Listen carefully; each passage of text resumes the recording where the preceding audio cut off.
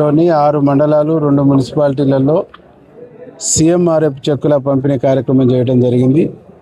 200 పైచిలకు చెక్కులకు గాను 1 కోటి పైచిలకు ఫండ్ను ఈరోజు మేము సీఎం సహాయ నిధి కింద పంపిణీ చేయడం జరిగింది. అంటే ఈ నియోజకవర్గంలో ఇప్పటి వరకు 4800 పైచిలకు సీఎంఆర్ఎఫ్ ఎల్ఓసి చెక్కులు మేము అందించడం జరిగింది.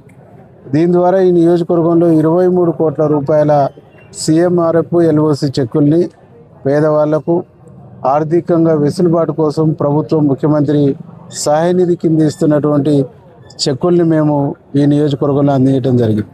అంటే దాదాపు 30 నెలల్లో 4830 చెక్కులు అంటే దాదాపు అది సామాన్యమైనటువంటి మాట కాదు.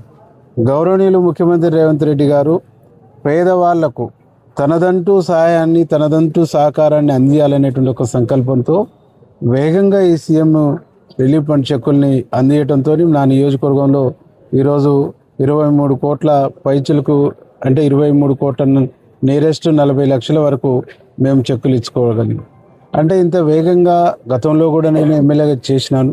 ఇంత వేగంగా సీఎంఆర్ఎఫ్ చెక్కుల డిస్ట్రిబ్యూషన్ అనేటువంటిది నేను చూడలేదు. ఇంత వేగంగా జరుగుతూ ఉంది, ఇంత గొప్పగా జరుగుతూ ఉంది. కాబట్టి సీఎంఆర్ఎఫ్ చెక్కులు అందుకుంటున్న ప్రతి పేదవాళ్ళు, సీఎంఆర్ సహాయ నిధిని పొందినటువంటి ప్రతి పేదవాళ్ళు గౌరవ ముఖ్యమంత్రి గారిని ఆశీర్వదిస్తున్నారు, దీవిస్తున్నారు, ఈ ప్రభుత్వాన్ని దీవిస్తున్నారు. ఈ ప్రభుత్వానికి మంచి కావాలి, మంచి జరగాలని ప్రజలు కోరుకుంటారు. కాబట్టి ఈరోజు ఇంత ఎలిన్యూనో ఉన్నటువంటి పరిస్థితుల్లో కూడా ముఖ్యమంత్రి గారి యొక్క మంచితనమే ఈరోజు మళ్ళీ వర్షాలు కురిసి రైతులు ఆనందంగా ఉంటున్నటువంటి ఒక పరిస్థితి కనిపిస్తాం.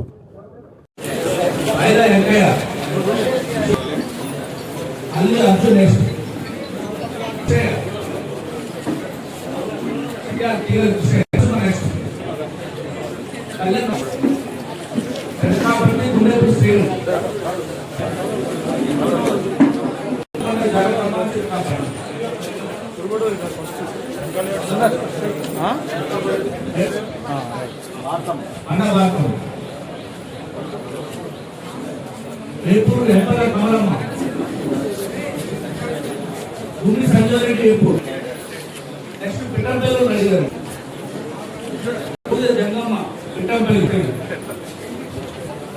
మన్నాడు పుష్పమ్మ ఎందుకంటే గుల్బడి అన్సూయ హైదరాబాద్ కచ్చాలు నెక్స్ట్ వెళ్ళినండి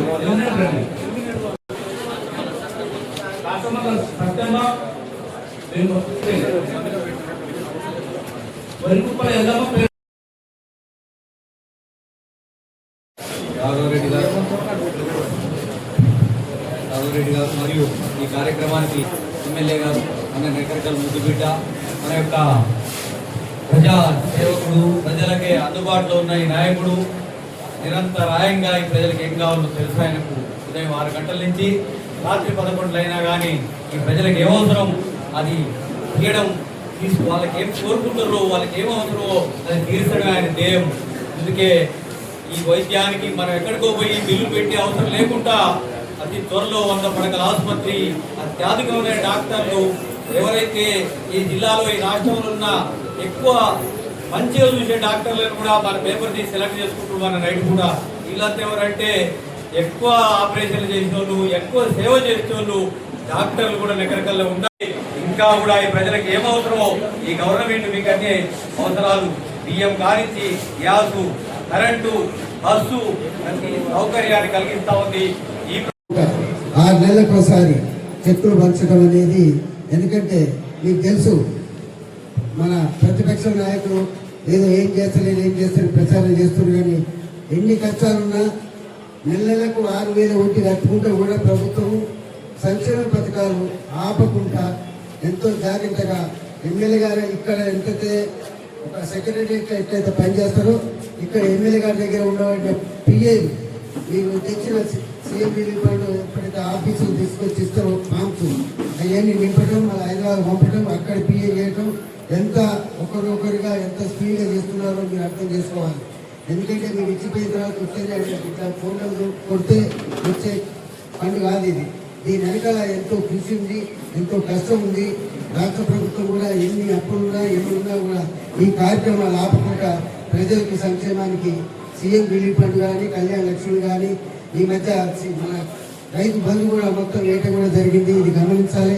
ఇంకా రాబోయే ముఖ్య అతిథిగా విచ్చేసిన నాకెర్కల్ అభివృద్ధి ప్రదాత young and dynamic leader Telangana whip గౌరవ మంత్రివర్యులు అన్న వేముల వీరేశం గారికి, వేదిక మీద ఉన్న 6 మండలాల అధ్యక్షులకి, పెద్దలకి, మాజీ కౌన్సిలర్లకి, ఇక్కడ మీది గ్రామాల నుంచి వచ్చిన లబ్ధిదారులకి, పత్రికా విలేకరులందరికీ నా యొక్క హృదయపూర్వక నమస్కారాలు. తెలంగాణ రాష్ట్రంలోని ఏ నియోజకవర్గంలో కూడా ఇంత త్వరగా సిఎంఆర్ చెక్కులు అనేది రాలేదు. ప్రతి నెల 3 నెలలకోసారి మన నకేర్కల్ నియోజకవర్గంలోనే పేద ప్రజలకు అందించడం, దానికి కృషి చేస్తున్న మన అన్నగారి ఘనత అని నేను తెలియజేస్తున్నాను.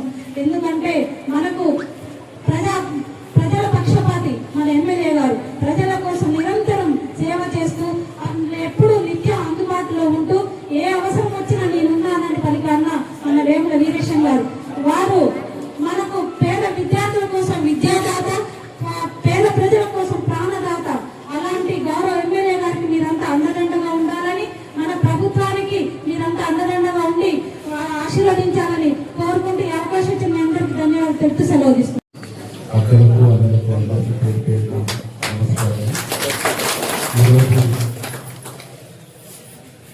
నిన్న మా చేతికి రాగానే శ్రీవారు చెక్కులు వచ్చినాయని అక్కడ నుండి మేము లిస్టు పంపించి మేము హైదరాబాద్ నుంచి రాకముందు మీకు సమాచారం ఇచ్చి పంపిణీ చేయాలనేటువంటి నిర్ణయం తీసుకున్నాం.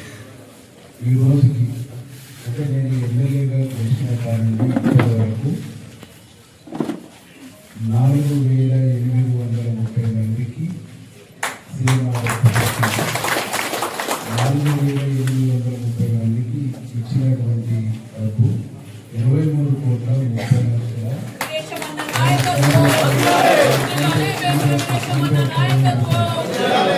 అంటే దాదాపు ఈ గవర్నమెంట్ వచ్చిన తర్వాత 30 నెలల్లోనే 23 కోట్ల మనం ఏమిస్తూ 23,500 కోట్ల రూపాయల సీఎంఆర్ చెప్పింది.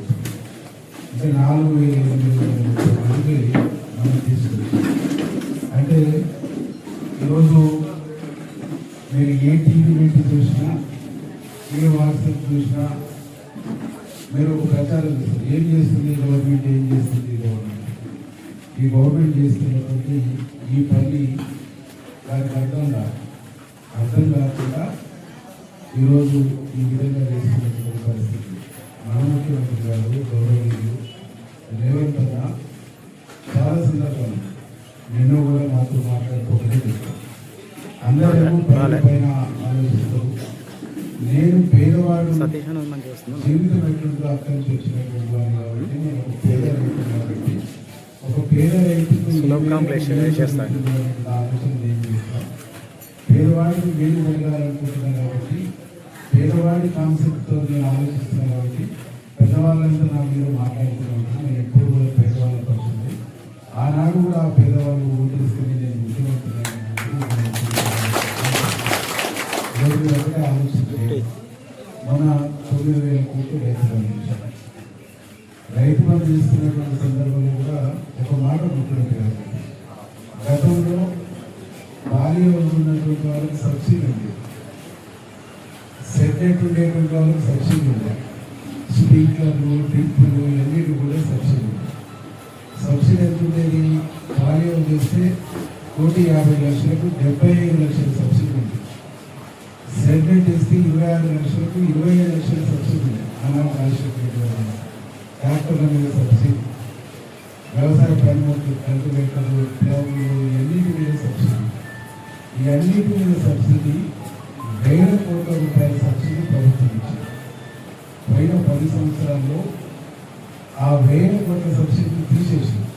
ఉదాహరణకు రాఘవరెడ్డి గారు ఒక ఎకరంలో సెటెట్ వేసింది, 26 లక్షలు అవుతుంది. ఈయన ఓసీ కేటగిరీ కాబట్టి 1% 10% కడితే వస్తుంది. 1 లక్ష రూపాయలు ఈయన కడితే 25 లక్షల రూపాయలు మాపే. ఈయనకి 20 ఎకరాల భూమి ఉంది. రైతు బంధు ఎంత ఇచ్చిండు? 1,00,000, 25 100 కదా. 2 కాళ్ళకు 2 లక్షలు ఇచ్చింది. మన పిల్లలకు ఉచితంగా చదువు చెప్తుంది. మన వాళ్ళకు జీతాలు ఇస్తుంది. ఎందుకు ఈ జీతం పైసలు ప్రజలించింది కాబట్టి వాళ్ళ కోసమే ఖర్చు పెట్టాలని దాంట్లో 500 మందికి ఇంగ్లీష్ మీడియం స్కూల్ ₹1 ఫీజు. ఆ ₹1 ఫీజు కూడా ఎందుకు పెట్టామంటే పిల్లల్ని రోడ్డునే వెళ్ళిపోతుంది.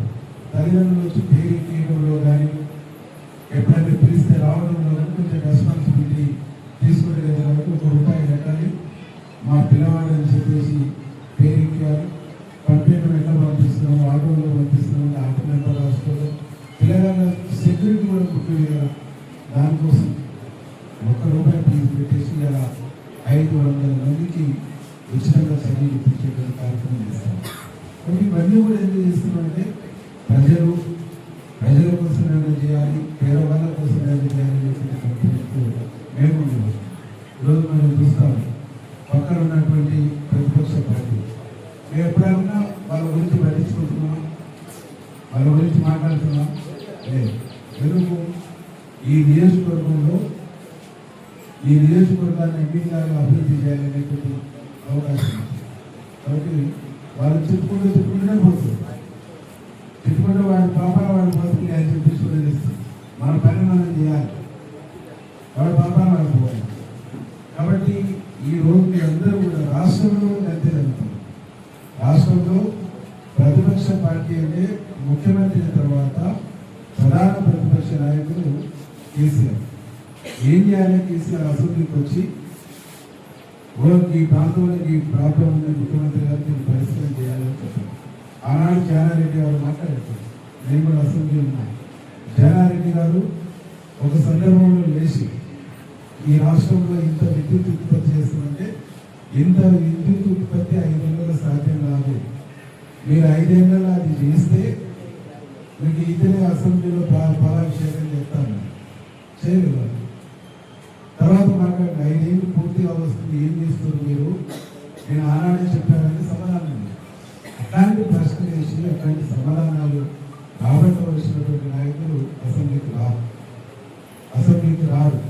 అసెంబ్లీలో మాట్లాడు బయట అల్లుడు ఒకవైపు, కొడుకు ఒకవైపు, ముఖ్యమంత్రి మీద ప్రతి ఒకటే ఏడుపు చేస్తున్నటువంటి పరిస్థితి. మన దాంట్లో వర్షాలు రాకుండా బాగుండు, రైతులంతా ఆగమైపోతే ప్రభుత్వం మీద మాట్లాడితే మాకు లాభం జరుగుతుంది. ఇలా వానదేవుడు కూడా ఆశీర్వాదం ఇచ్చేసి